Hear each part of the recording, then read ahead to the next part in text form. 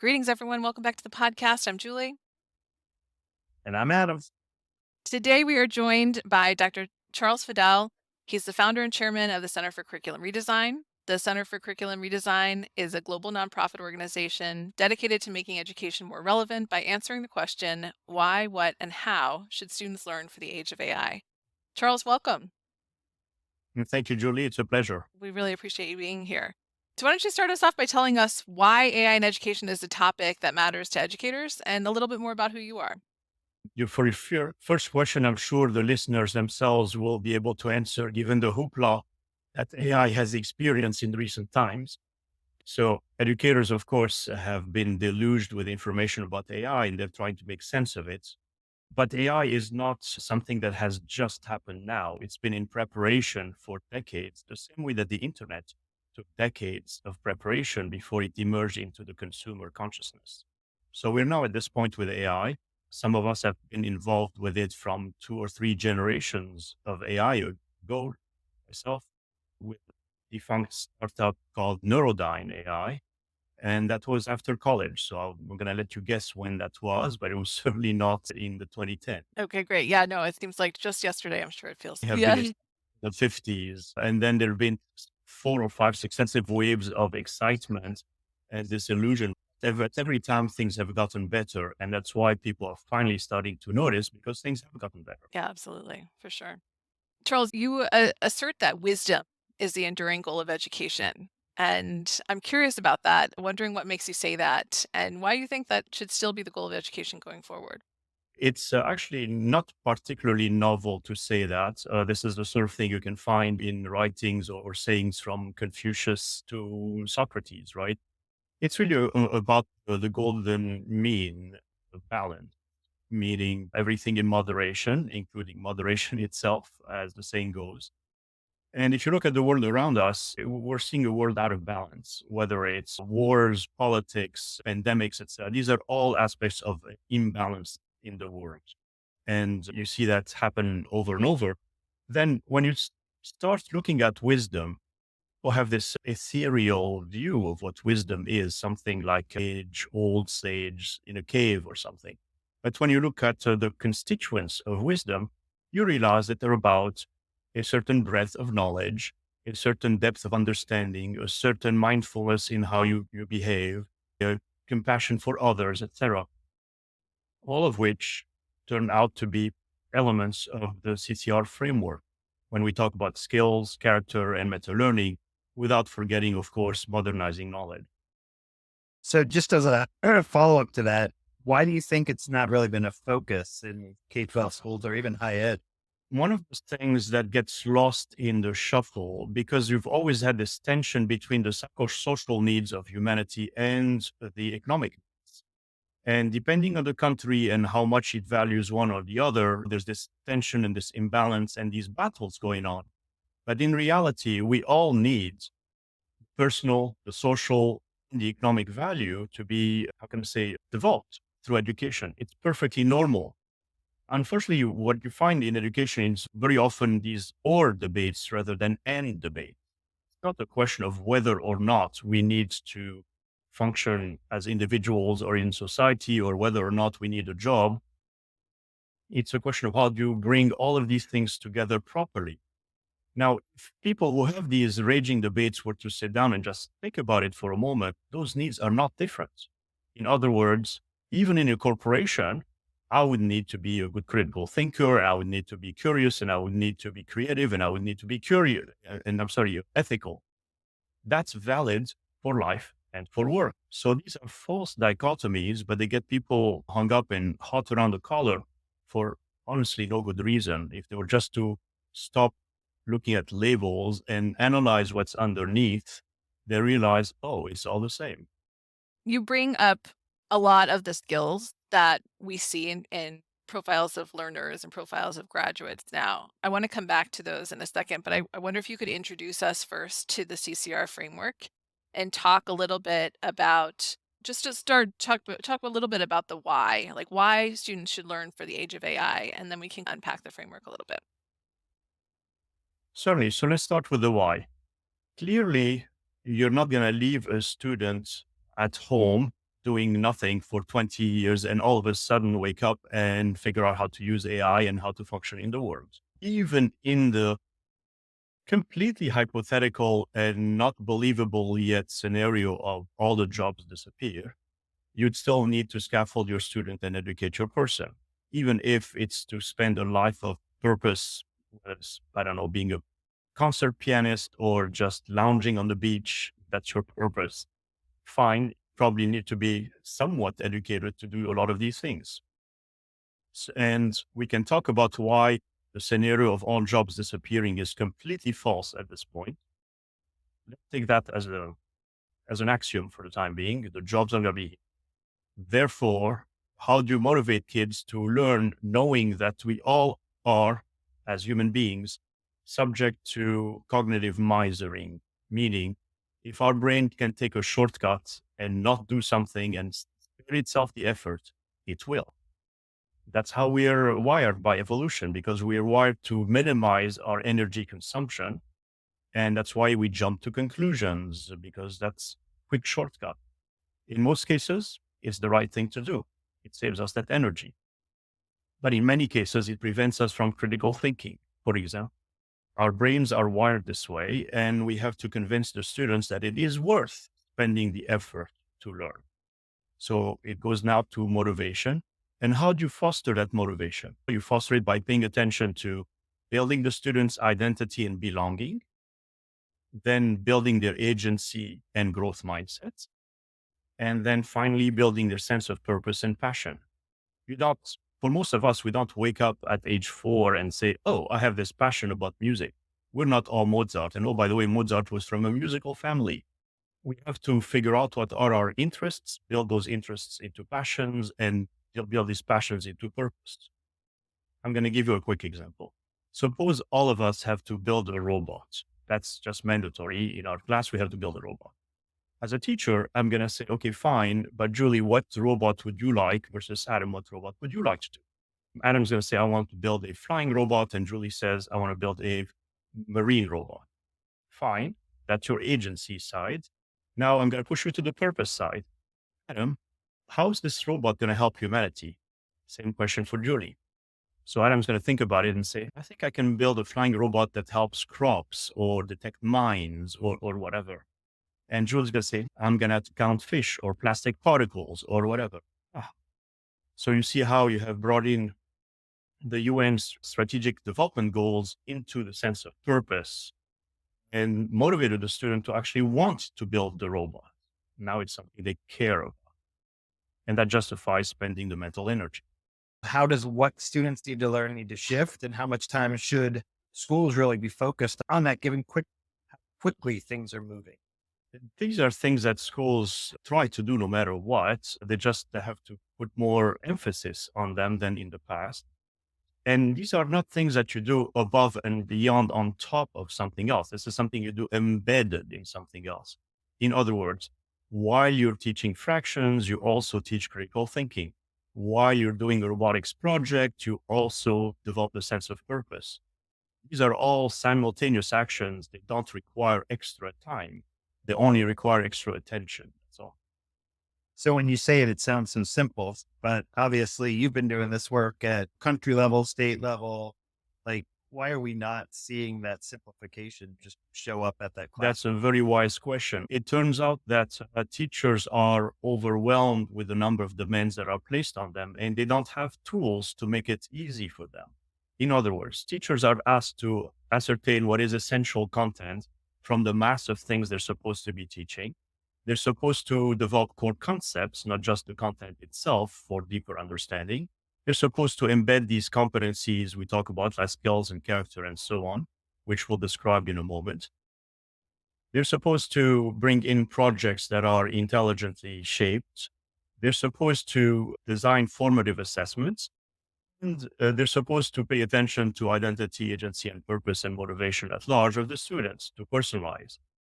I'm sorry, this is superhuman.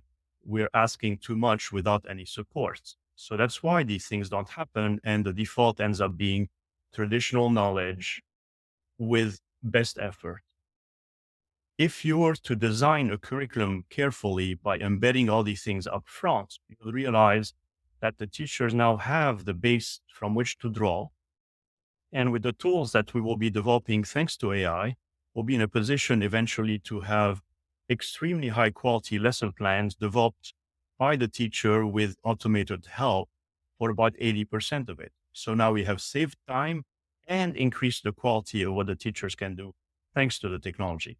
But it's technology that has to be wisely applied, not the sorts of things that we see from edtech for the past decades, where things are thrown at the teacher with no consideration to their workload, and they already have to deal with too many tools as it is.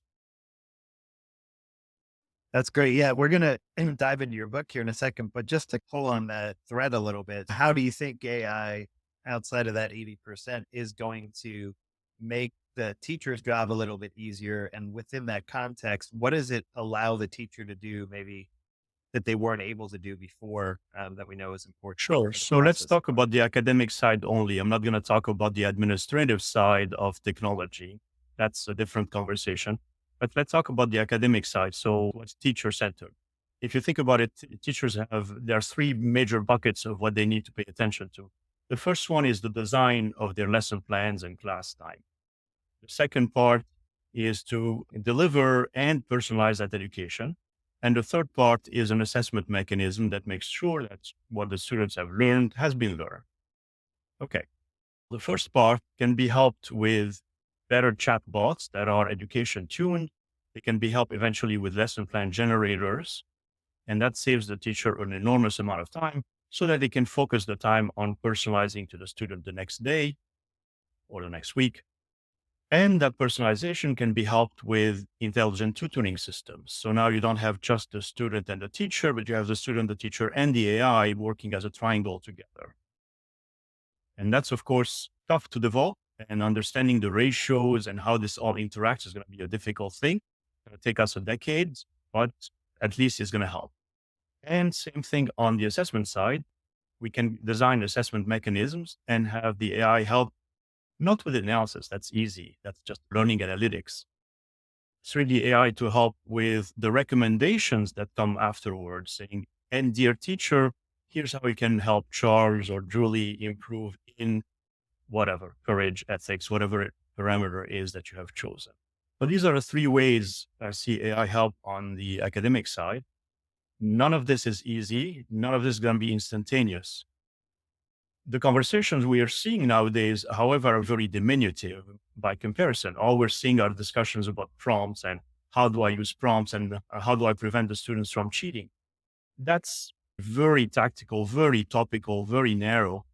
I'm not saying it's not an issue that needs to be solved, but there's so much more that can be discussed. And I'm looking forward for everyone to be trained at this base level so that we can have the more sophisticated conversations to come.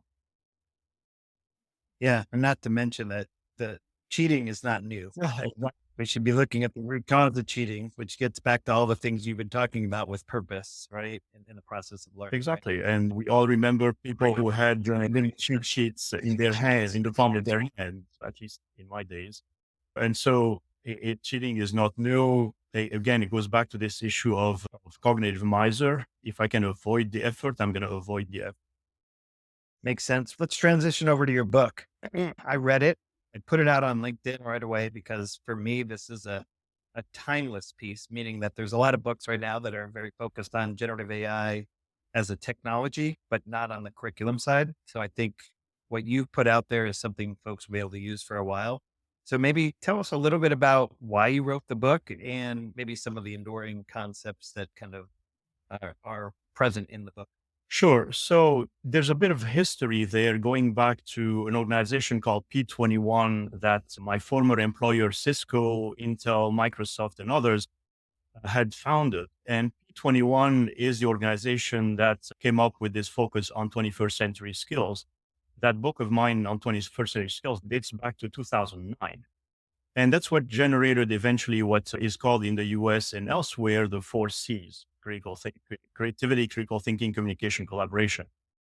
And more than 100 countries have adopted one way, shape, or form these skills and sometimes character qualities. Character has been called social emotional learning, SEL, and there's more than 40 states in the US that mandate the use of the teaching of SEL. So there's a lot of action that has been there already. It's just that teachers have not been given the professional development and the tools to make that a reality in the classroom. Even in countries that we consider at the top of the heap, like Singapore or Finland, even states like Massachusetts, teachers are left to figure it out, given a bunch of mandates via PDFs and said, okay, you figure it out. As we were discussing just a moment ago, it's too much to figure out. And there's with no guidance, no training, and no tools, how in the world are you going to do that? So back with this history, I realized, okay, we're going to have to do it because systems do not understand that complexity. They assume that this is something rather simple to do. We can just throw it at the teachers and they can figure it out. No, they can't. So my center started developing the details of what these competencies are, what they are to begin with. We analyzed more than 100 frameworks from around the world to reach the final 10, the final 10 parameters that we use. We have spent an enormous amount of time being very clear about the definitions of what they mean. In other words, each one of these competencies has 5 descriptors explaining what they are, so that we don't have these sterile debates about what do you mean by curiosity. This is exactly what we mean. This is exactly what's measurable about. And so it's a lot of, let's call it engineering. I call it education engineering. It's the engineering part of education that is hard to do. That's just typically not done. And that's why very often we end up with these paralyzing debates because people are not specific about their words. And so they misunderstand each other and they start fighting without going through that detail and saying, okay, this is exactly what I mean. And please now debate me point by point if you want to debate me. Don't just throw things. So the sort of precision we have added, and that's really what it's about, is being very precise, very explicit, so that the teacher can then be systematic, comprehensive, and demonstrable in how they um, interpret these competencies and deploy them in the classroom. And we're there to help, again, with PD and with tools.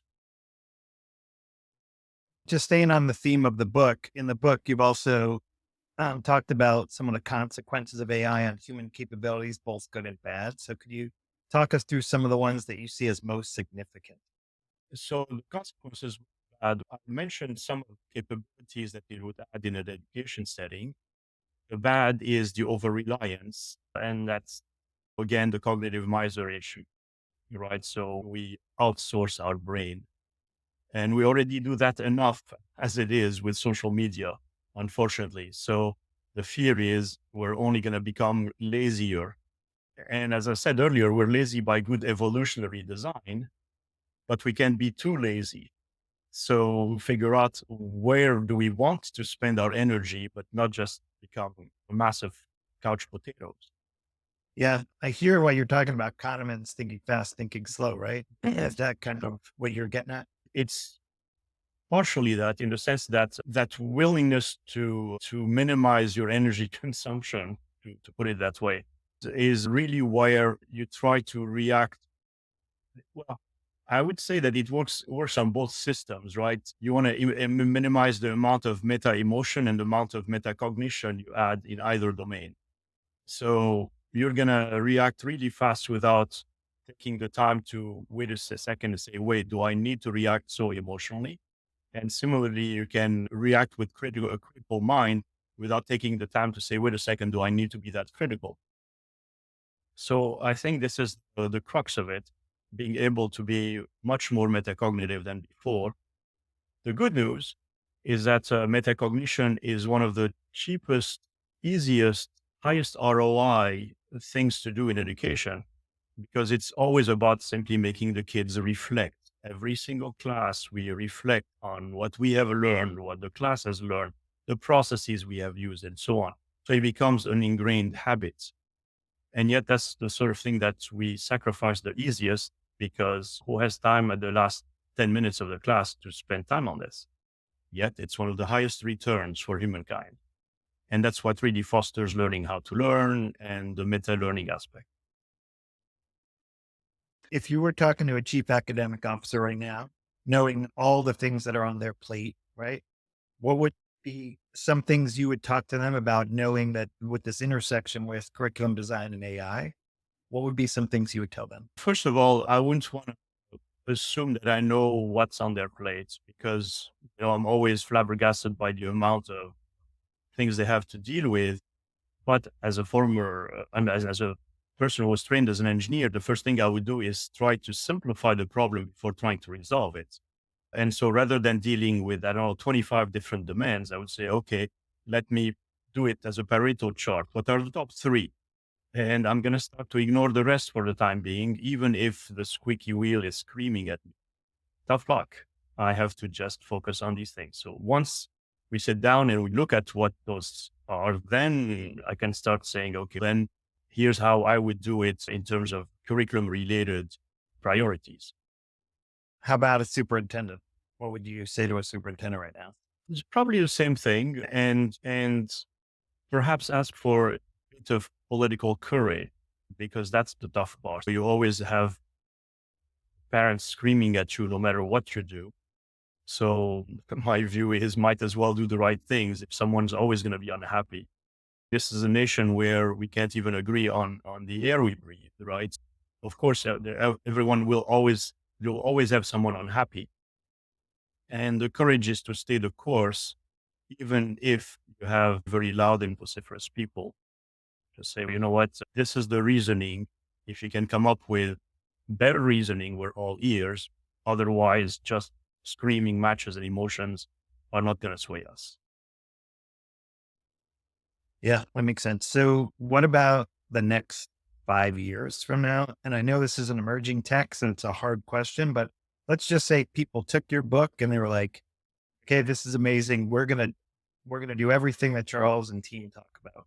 What could schools look like in 5 years? First of all, it's not fair to put it all on the back of schools. It's really jurisdictions that need to embrace a profound rethinking of their standards.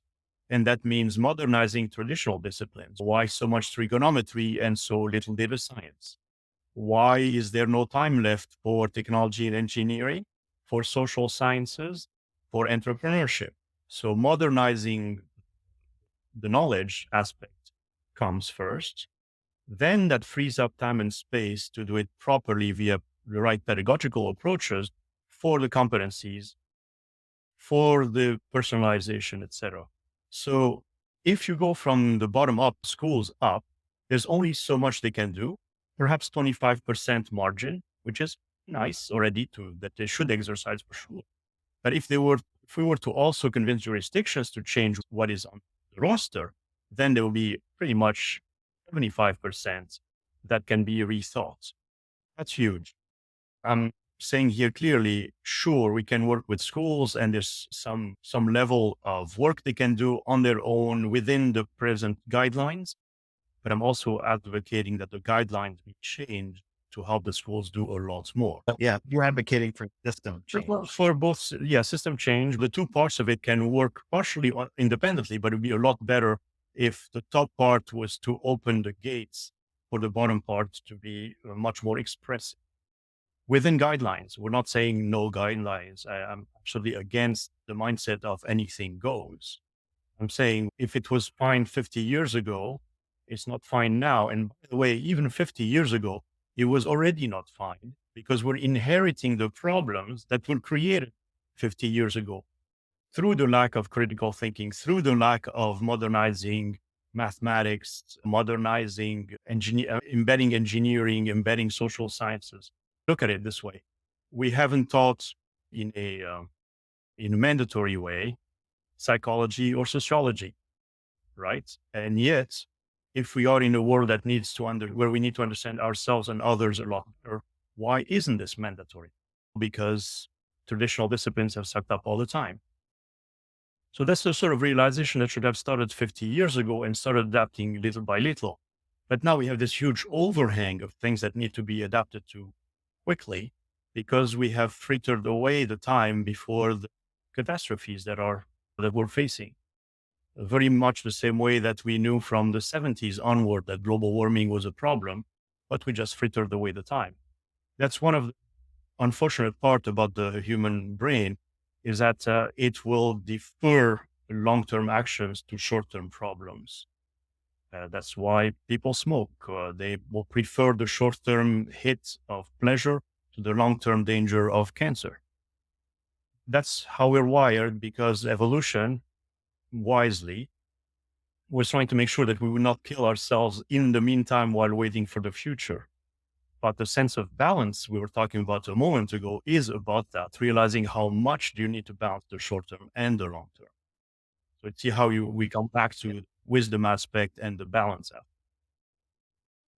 And I think there's a thread there that maybe we'll have a part two where we talk about assessment, because I think that also drives some of this as well. Joy, did you have a quick question before we tell our viewers and listeners where they can find Charles's book? Yeah, Charles, you mentioned parents, and we don't have a ton of great models yet on parent education around AI, and I wonder if you could speak to either ones that you've seen or an ideal. I have not. So there's not much I can say here. It's simply not something I have paid attention to. I think basically, like any one of us, they're deluged with things. What I try to do in the first chapter of my book is to explain what was hype, what was reality, in as little technical jargon as I could muster. Some of it was necessary. But the net of it is a don't fear the all singing, all dancing, generalized intelligence that's going to replace humans. We're very far from that. However, do get concerned about the enormous amount of present day capabilities and how they're multiplicative of each other. And that's going to create a lot of possibilities and potentially turmoil as well. So rather than worrying about super intelligence, consciousness, et cetera, let's really pay attention to what's happening now. And you may say, hey, Charles, you just told us, why are you sacrificing the long term for the short term? I'm saying, because again, it's a judgment call about how much short term versus how much long term we want to pay attention to. Will we keep a 10% attention on AGI and what might happen in the future? Of course. But are we more concerned about what's happening right now under our feet, for which we're completely underprepared? Yes. So it's keeping the right balance at all times. Tell folks where they can go get your book and read it, which is definitely something Julie and I recommend. So the book is available on the Center for Curriculum Redesign's website. And from there, you can go either to Amazon and get a paper copy, or you can purchase it as a PDF, as an ebook. And we are grateful for whomever decides to read it and pay attention to what it says, and grateful for the financial support that it provides at the same time, your purchase. Awesome. We know how busy you are. We really appreciate your time today.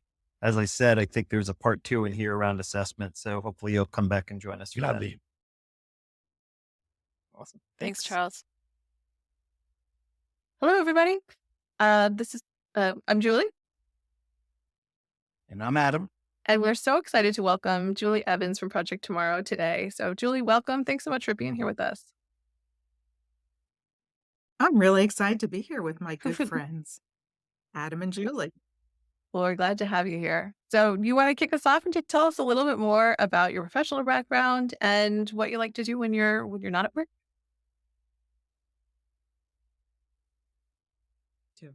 So I'm the Chief Executive Officer of Project Tomorrow. I've been in that position for about 24 years, which seems like forever.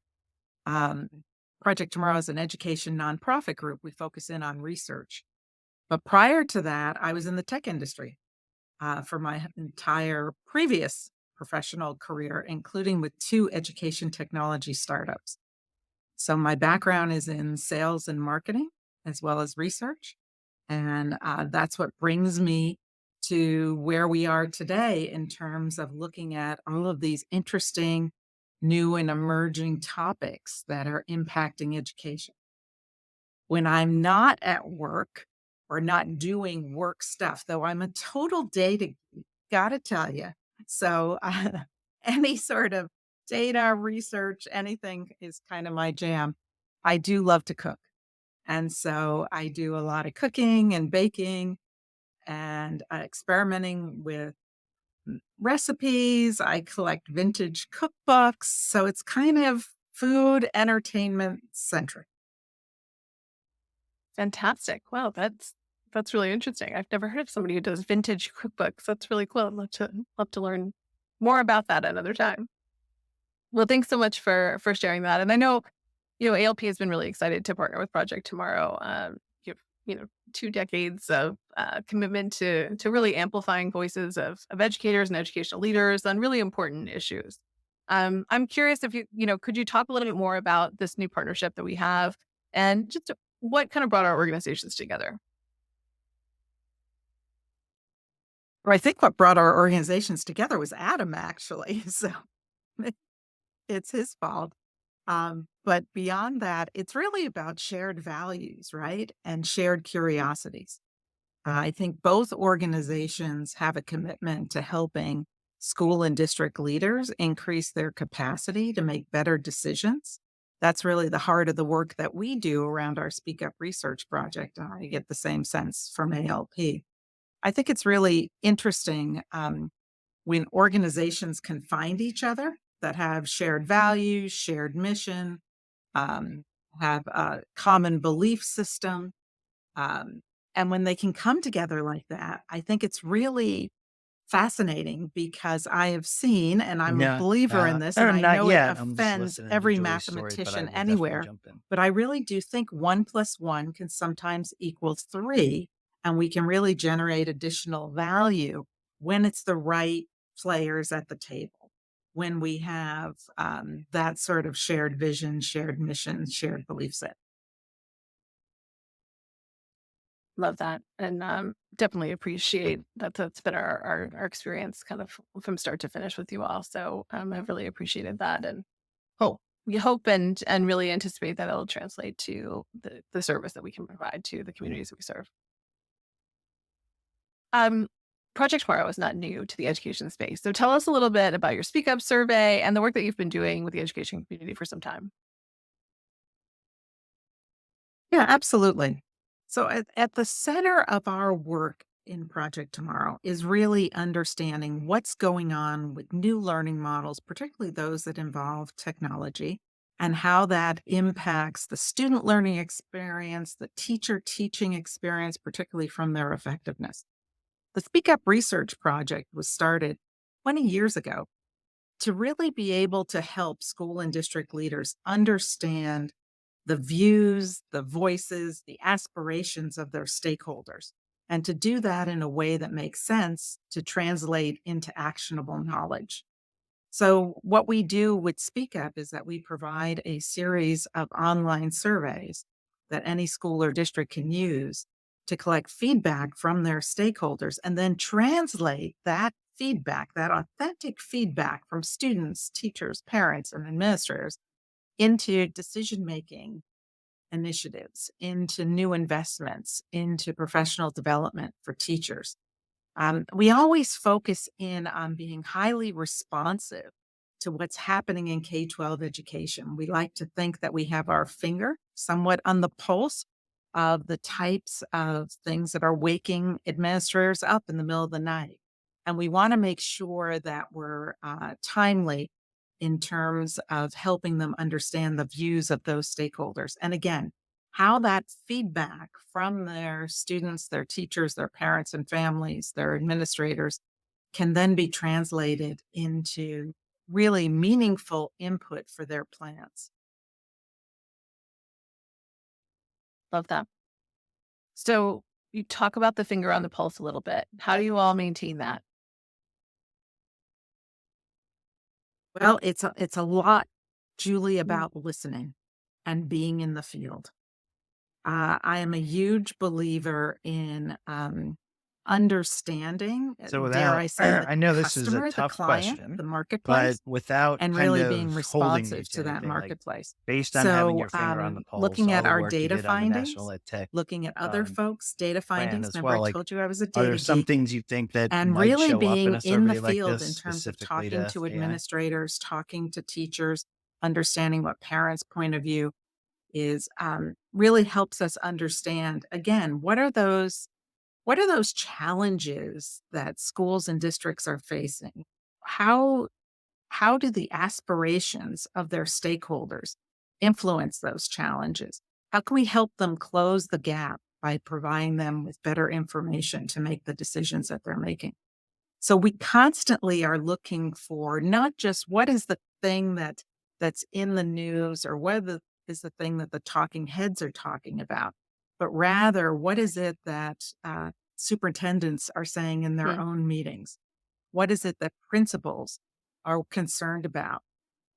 What are teachers talking about with their colleagues, with their peers about their classroom experience? And what is it that parents are feeling, families are feeling, education guardians are feeling about the lives of their children and the future Mm. of their children? So, understanding that helps us distill all this down, eliminate some of the noise, and really distill down to what are the most important issues that are impacting Mm. education today. Well, there's a lot of noise out there, so that is definitely an essential service. Adam, I know we had some technical difficulties. Do you want to jump in here at all now that you're back?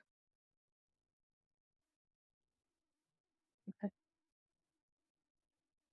Okay. So, Julie, that was just a really helpful overview of the Speak Up survey in general. I know the AI survey is slightly different, so talk to us a little bit about how that differs and what folks can expect to learn from the results of that survey. The generative AI survey is different. We're actually calling it a snapshot survey because it's thematic. All of the questions that are on that particular survey, and that's being served up to district administrators, building leaders, teachers, coaches in classroom environments, are really focused in on this incredibly important but challenging topic of what is the future of generative AI within K-12 education. So, in partnership with ALP, which we appreciate so much, we looked at past research, we looked at what other folks were asking, similar stakeholder groups. We took a look at what's been done in the past as well as what's being done currently. We took a look at some of our previous speak up questions that we've been asking that actually do have some components of generative AI built into them and created this brand new survey that is, again, 100% focused in on understanding some of these big questions around Yeah, that makes Gen sense to me. AI I in mean, education. at a Uh, level, at least it's that I really can see, about it's probably getting going to that show up in 360 everyone's degree saying view. And I policy, think or this they is mean really with important. guidelines And and it's part frameworks of that what maybe differentiates academic this integrity, AI survey from a needs to be lot of other updated. things that are out But there I currently. think the timing You of know, this is perfect within because Speak Up, we have we're always also seeing said as like it's this great summer going to into next ask school people, year, what are you heavy doing? emphasis So when on it's school around leader and teacher technology, PD. what are you So doing with this will be very online informative for databases? What sure. are you doing with mobile devices in the classroom? That's great. That's a good place to start. But by actually also bringing in what people's attitudes and belief systems are about those experiences, and then their aspirations for how they would like to improve those learning experiences, we get a much broader, what I like to call a 360-degree view. That's the type of information then that we can help with decision making, help planning policy, help making some recommendations about where things go. The activities are great on their own. Attitudes and beliefs are great on their own. When we bring that all together, that's when we get the magic and a much more impactful set of data. That's the thing I'm really excited about with this generative AI survey because we are asking those broader set of questions, and then we can bring it into really creating quality decision making input.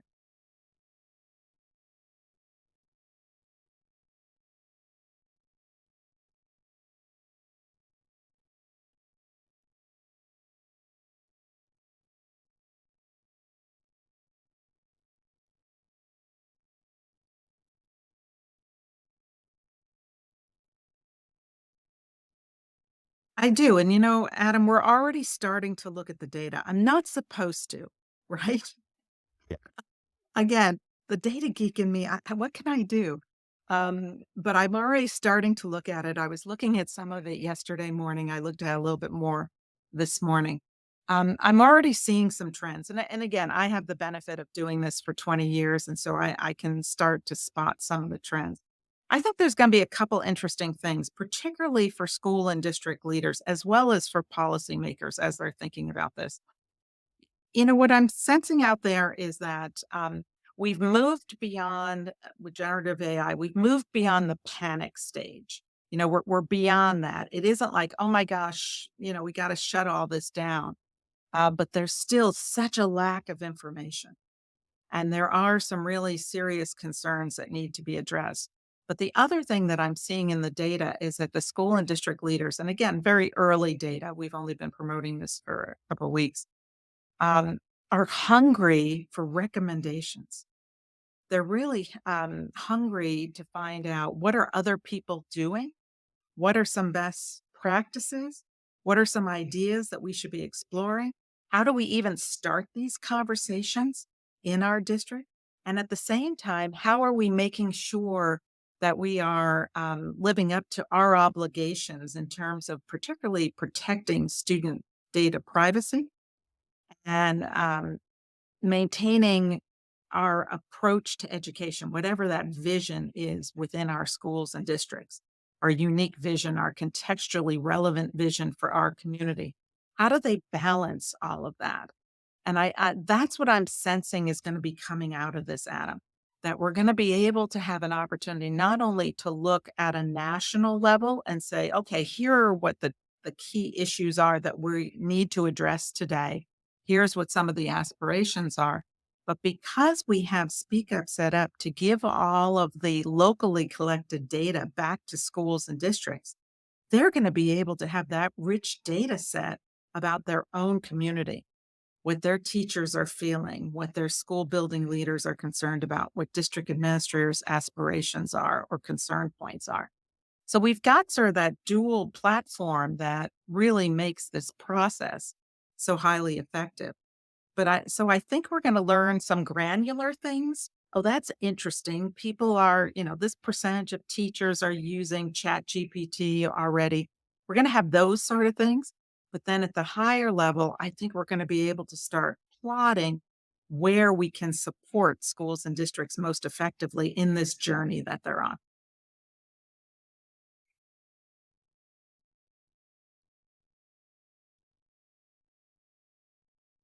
All right. So I'll connect the dot. Um, Of so course. Yeah. that data piece back to generative AI, do you see ways that the generative AI stuff will actually help with what districts are, needing support with?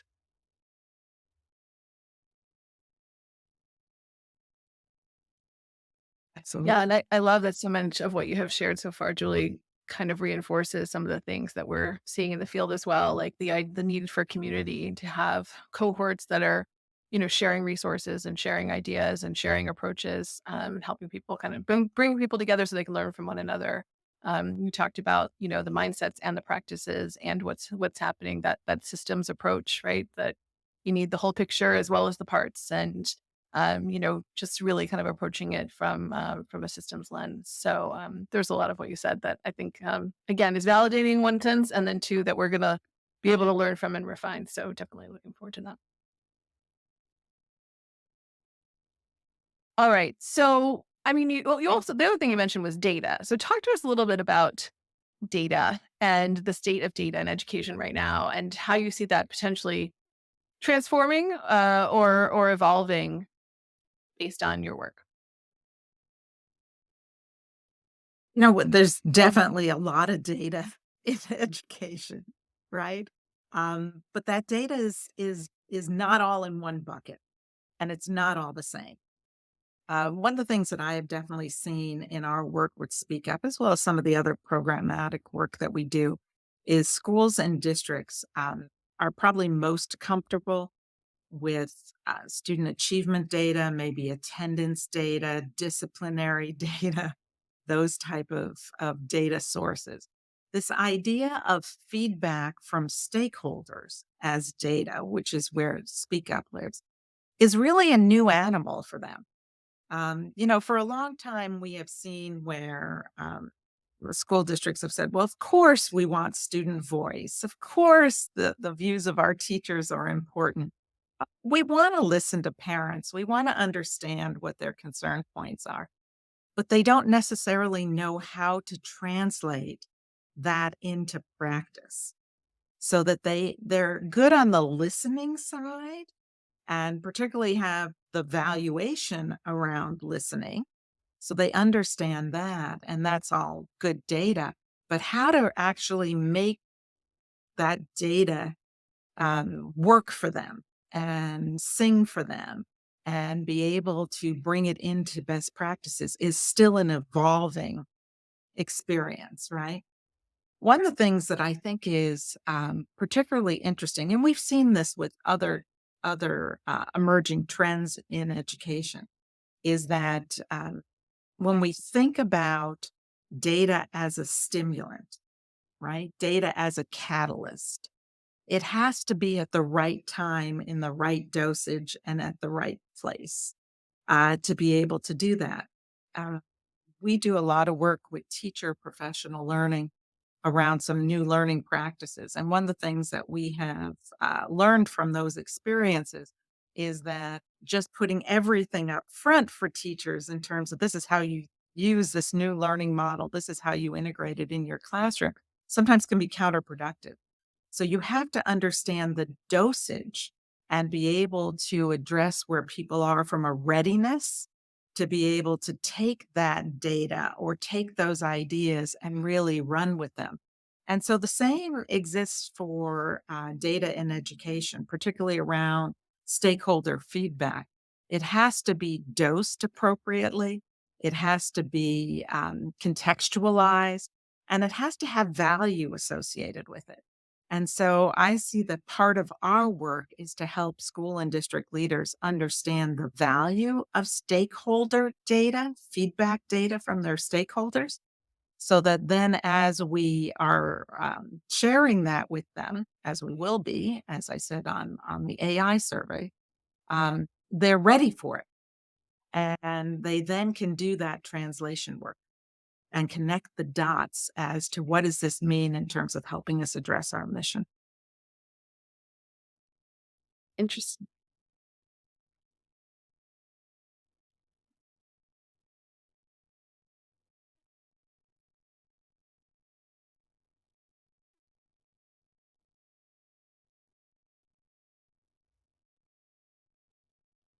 I've thought a lot about it, Adam. I think it's a really interesting question. I spend a lot of time thinking about the differences between change and transformation, right? So what really happens with that? There's some quote that I use quite often in my presentations. I can't totally replicate it right now, but the key thing with transformation is that you have to change people's mindsets and their beliefs. Change can be incremental, but to really get to transformation, you have to get into the heart of things. What do I believe? What do I aspire to? What is my mindset? I truly believe that where we are right now with the use of generative AI, what we know about it, where we're thinking this can go within education, and what the survey itself can help people do is get into that transformation mode. Really change their mindsets, not just about how am I going to use this product or that product, but really start to think about what is the purpose of education, what does the learning experience look like? What is the role of our teachers in that learning experiences? What is the job that we want school to do for our students? And how should we be thinking about that?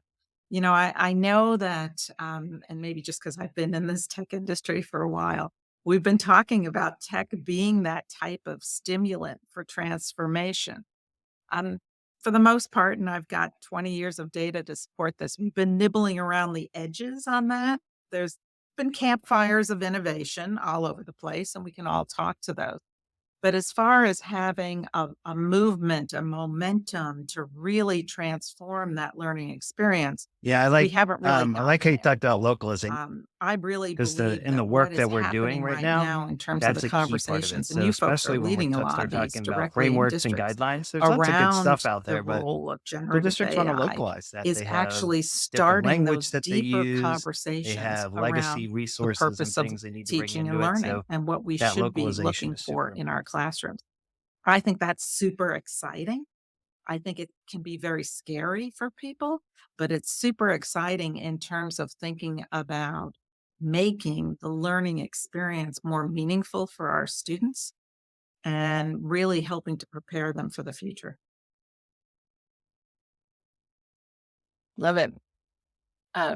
Appreciate that, especially with that, again, going back to the systems, right? Moving past pockets of innovation. And your usage of the word dose is really interesting. It sort of conjures like medical or medicinal kind of things for me. And so I'm wondering about data as the injection that folks need in order to be able to move um, to that systems approach. So really interesting. Thank you. Um, Tell us how folks can get involved. So, and what folks could do if they're interested in taking the survey and getting their data. How do folks go about that? Absolutely. Thanks for that question, Julie. So there's actually two paths. So if you are a school or district leader, if you are a classroom educator, and you want to share your voice on your thoughts around generative AI, then you can take the survey as an individual. If you are a school or district leader, or again, a classroom teacher, a building leader, and you would like to have your entire school community take the generative AI survey so that you can understand the context for your community, you can do that as well. Both of them come at the same place. If you come visit us at tomorrow.org, you'll get an opportunity to take the survey as an individual or to sign up to get a customized link to the survey for your school or district. That then gives us the opportunity to not just collect your viewpoint. What do you think about this? What type of activities have you done? Where do you think the concern Yeah. points are? Thanks, Julie. It's But always great to also see to you. be able to give back to your school or district the locally Nice. collected data. We should have mentioned this up front, Julie. This is 100% a free service. There is no fees associated with this, including getting back all your localized data in the reporting and through what will be our dashboard for this. There is no charge for any of that. So this is an opportunity to not only have educators contribute to this big national conversation around generative AI, but also to get that injection of data that can help them understand what their current environment looks like so that they can plan most effectively. I had an opportunity just last week. I presented some of this very beginning generative AI data to a group of superintendents, and they're all looking for recommendations, but they want it to be contextualized for their local environment. So having this localized data gives you as a leader the opportunity to say, this is what's going to work for our community because our community in San Diego may be very different than a community in rural Pennsylvania. And so that localization of it, I think, is really important. So encouragement would be to school and district leaders, um, share your views, of course, but really think about the power of getting all of your administrators and instructional staff, your teachers, your coaches, to also take the survey. It only takes about 14 minutes. It's not long, and then you'll have all of that localized data, which will provide to you also with national comparatives that you can use for your own planning. I think that's the real power in this. So it all starts, Julie, with coming to our website, tomorrow.org, and then signing up to participate there. Wonderful.